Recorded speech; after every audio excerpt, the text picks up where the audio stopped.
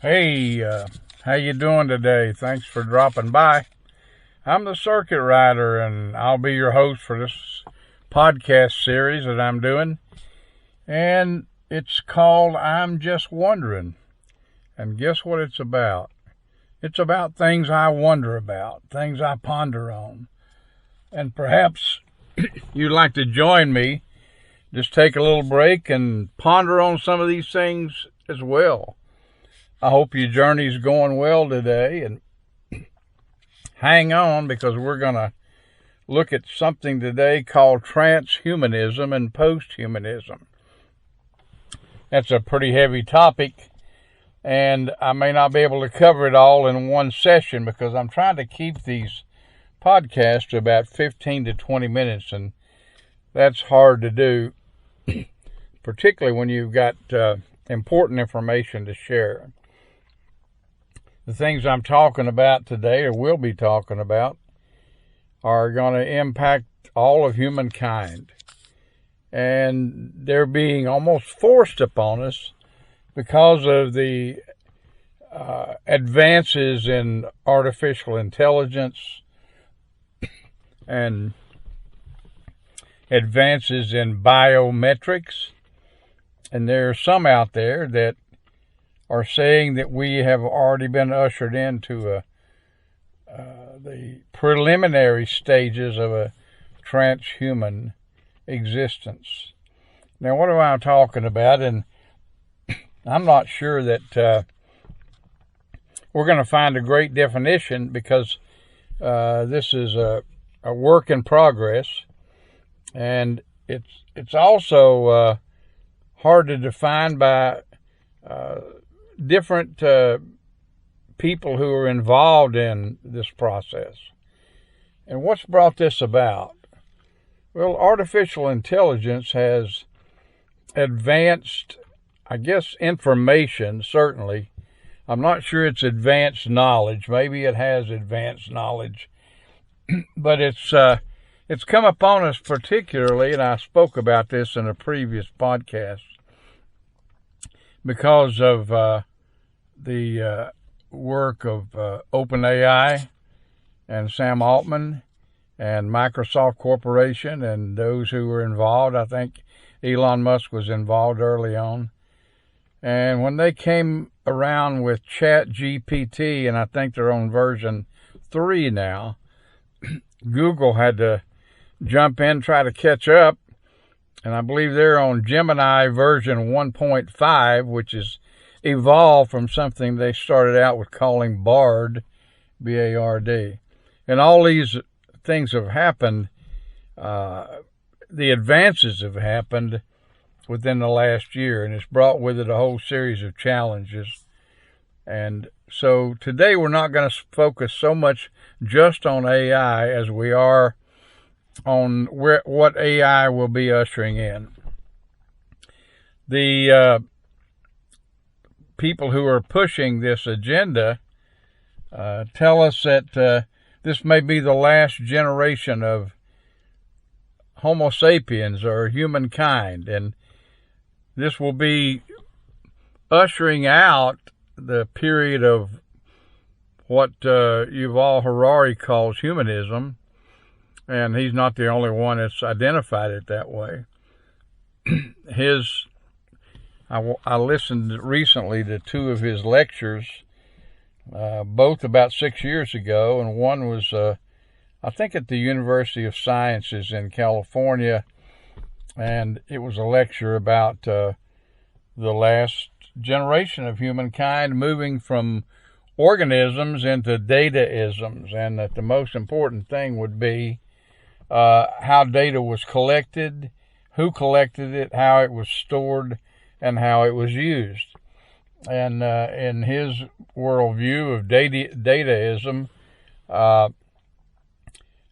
information and biometrics are going to merge at some point. Well, will that merger be cataclysmic? Will it be violent, or will it be an assimilation of the two into morphing into something that you and I have never seen or known before? Biometrics is the study really of surveillance. It's the giving up of one's privacy almost altogether by biometric devices that will be wearable, like wristbands or headbands or something that's attached to the clothing, or it will be inserted into the body itself. Elon Musk recently just inserted a computer chip, I guess, for lack of a better term. I have to use layman's terms. I'm not a scientist or a doctor or a biologist, so I'm just using the terms that I am familiar with. They implanted some kind of computer device into the brain, and I think Musk said the purpose was that those who are paraplegic may be able to use that the firing of certain neutrons in the brain, and it will cause the cursor on a computer to move. So those who don't have use of arms or legs, etc., may be able to use this. I think the ultimate purpose is to try to understand the stimuluses, and Yuval Harari makes the point that these are algorithms, and they're things that have been inherent into human nature and have been planted into the brain and the heart, so that we're taught to react a certain way. And according to him, all feelings is a certain set of algorithms that we're trained to react in a certain way.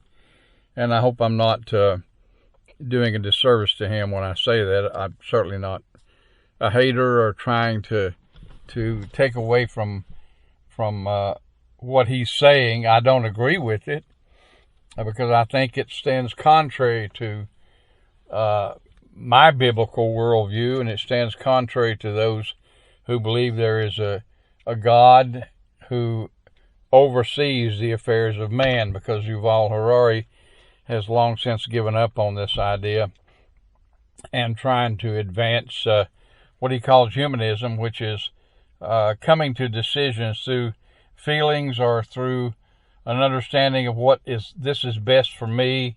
And I guess you could go on to say no one else matters and nothing else matters. As long as I believe this, that's what counts.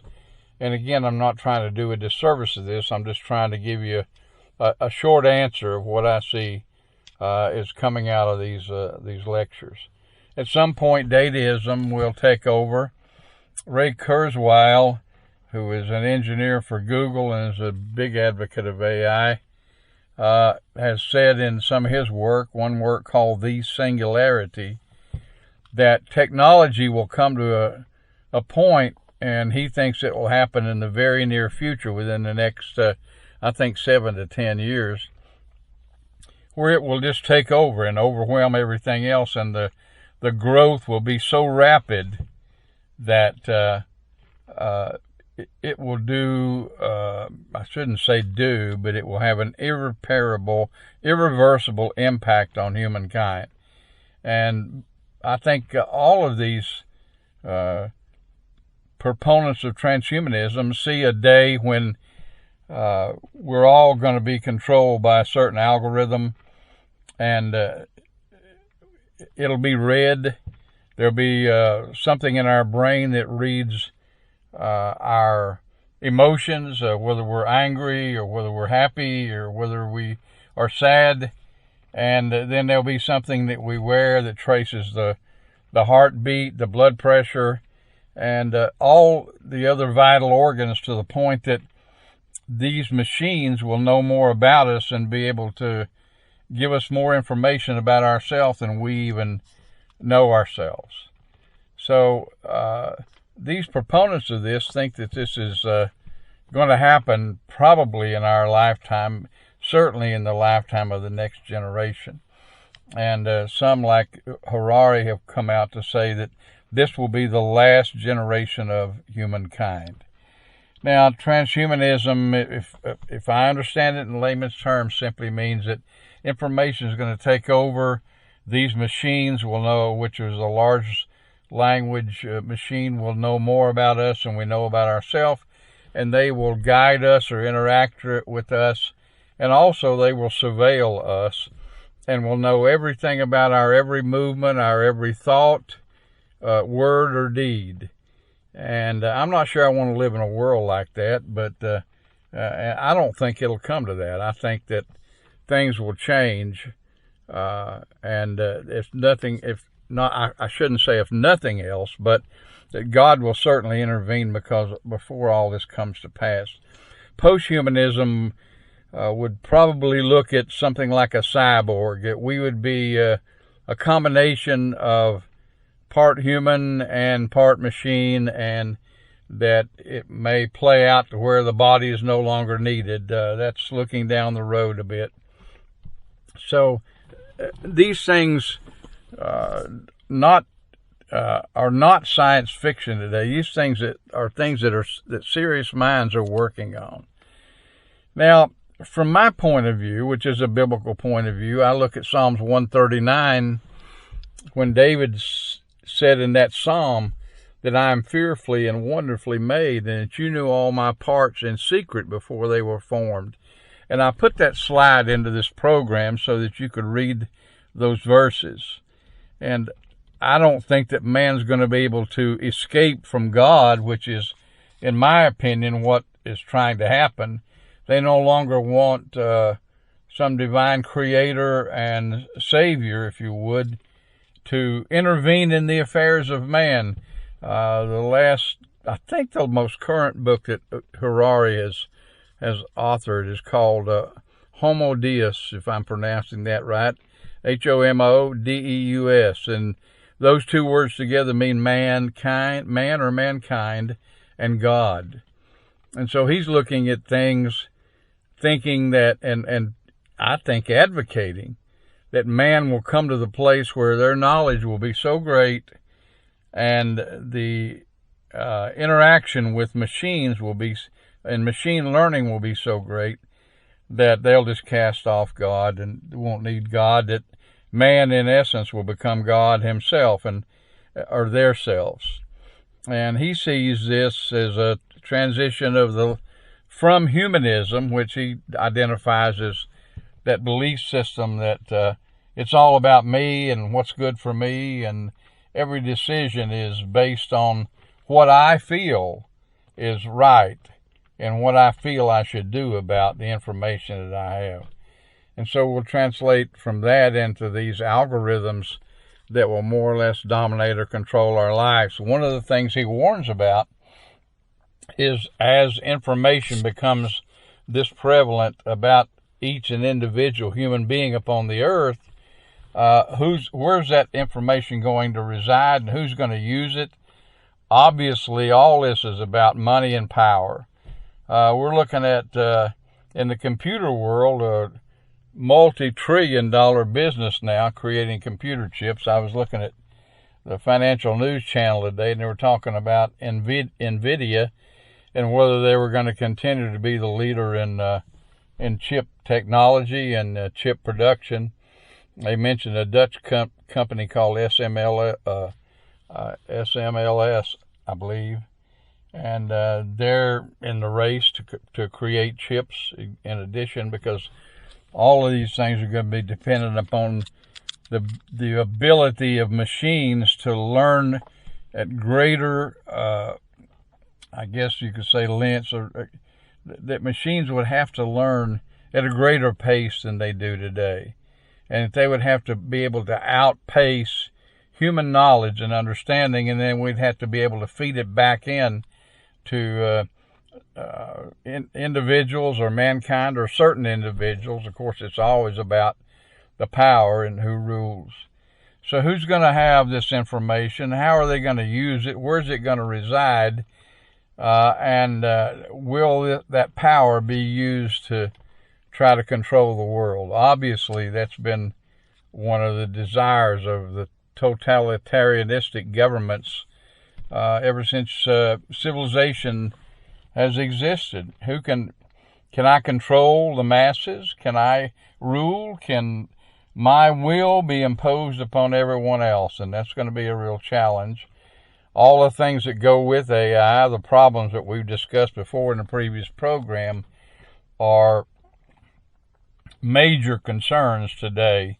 What's going to happen with false information, fake news? What about cyber warfare and so forth? These are real, genuine concerns, even from people who are working with AI. And they will be the first to admit they don't know where all this is going. So we're being led by a group of people that are going full throttle to try to increase information and knowledge, but at the same time have underlying fears that this thing could very easily get out of control. You know, there's such thing as the law of unintended consequences, and all of a sudden well-meaning people go off the deep end or something, or create something they can't control, and there's an unintended consequence. Well, I don't know if that's going to be the case, but we've got, like in India today, they've got this 12-digit identification code that they've tried to impress upon all of their population, and they have a population estimated of 1.3 billion, and a lot of those people live in rural villages. And in 2012, they created a 12-digit code to help with commerce and also to oversee who people were, how they were buying, how they were selling. And so far, out of 1.3 billion estimated population, 1.2 billion have signed up for it. And one of the reasons is that they cannot, in the rural and even in the urban atmosphere, cannot control commerce unless if the person out in the marketplace can't buy or sell without this number. And there have been some isolated incidents of people who starved to death because they didn't have the 12-digit number. And India is being the role model for the other nations of the world, from what I understand, to try to create this digital world, and where everybody's going to have a certain number and they won't be able to buy or sell. That's very biblical. The book of Revelation says there'll be a time at the end of this age when no one will be able to buy or sell without what they call the mark of the beast. I'm not ready to say that the 12-digit number in India is the mark of the beast, but I am ready to say that all these things are harbingers, or looks at things to come. So hang on, we'll talk about transhumanism, posthumanism, and other things in our future podcast. Glad you joined us today, and hope you're having a great day on your journey. I would encourage you to go to Psalms 139 in the Bible. And by the way, the Bible's still the best-selling book of all ages. Over 5 million copies sold. 5 billion copies, I believe, sold. And if you don't have one, then reach out to a church or an organization in your area, and I'm sure they'll help you obtain a copy of the Bible. Psalms 139 says we're fearfully and wonderfully made, and that has been done by God, and He knew all of our members before they were formed in the secret places, and He oversaw all of that process. I believe that. I believe there's a God who loves us and who gave Himself for us, and I believe He wants us to love Him and to believe in what He has done through the Lord Jesus Christ on Calvary's cross, and the death, burial, and certainly the resurrection of Jesus Christ as the way to life eternal. God bless you, and have a great day.